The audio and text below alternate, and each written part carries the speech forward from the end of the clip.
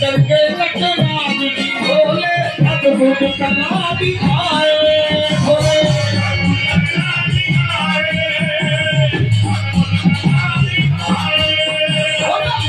डमरू बजे हाथ में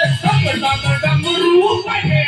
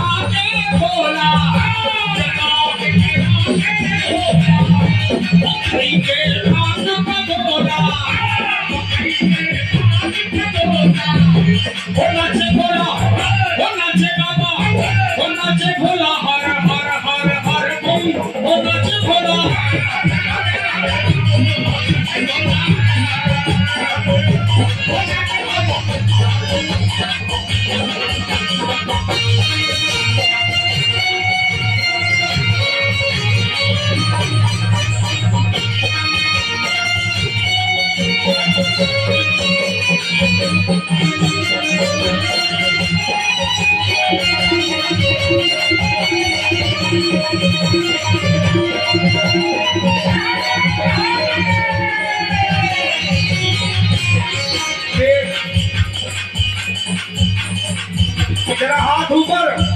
अपने मुख को पावन भी करना है सबने मेरे साथ बोलिए हर हर भक्तम हर हर भक्तम हर हर भक्तम हर हर भक्तम हर हर भक्तम हर हर भक्तम हर हर भक्तम हर हर भक्तम हर हर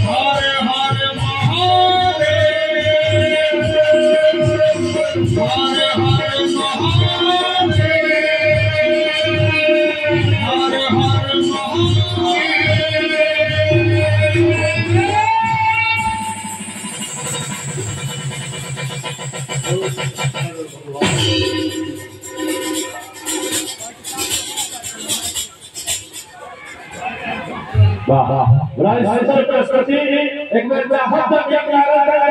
कहानी बता, एक बार जोर से ताली बजाता